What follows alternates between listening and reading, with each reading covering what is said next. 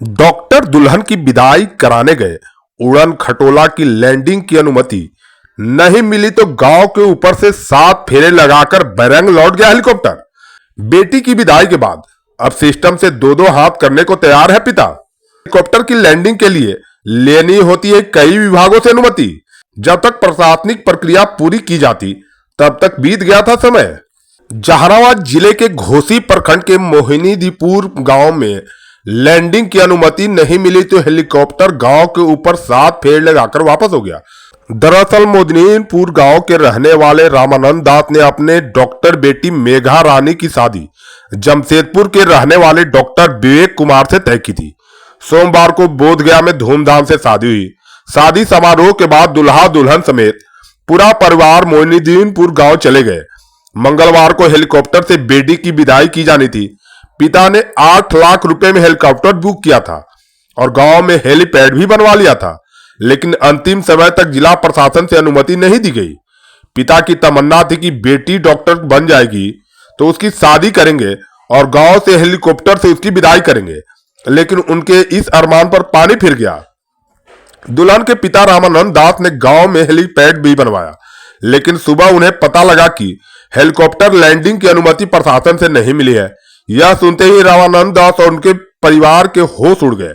गांव के लोग रिश्तेदार हेलीकॉप्टर से बेटी की विदाई देखने के लिए जमा थे। फिर आनंद फानन में प्रोग्राम बदला गया। एयरपोर्ट के लिए हेलीकॉप्टर से डॉक्टर बेदी की विदाई की गई। सभी लोग गया एयरपोर्ट पहुंचे। इधर गया एयरपोर्ट अथॉरिटी ने नियमों का हवाला देते हुए सिर्फ दुल्हा दुल्हन को अंदर जाने दिया। परिवार के अन्य सभी सदस्य गेट पर ही रोक दिए गए। डॉक्टर बेटी की मां बाप को भी अंदर जाने नहीं दिया गया। इसे पिता रामानंद दास बिफर गए और दहाड़ मारकर रोने लगे।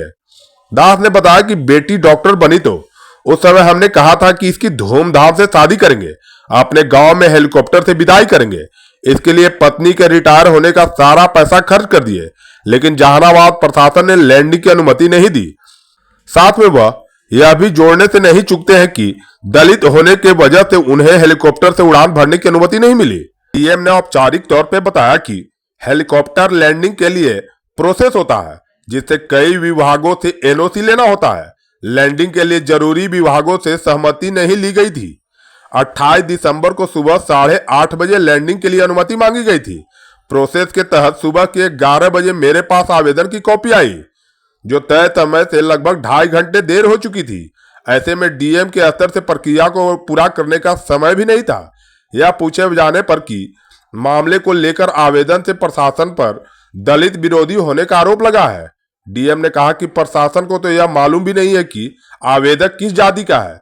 ऐसे में लैंडिंग अनुमति का कारण जाति का न होना बताया जाना नासमझ की बात है।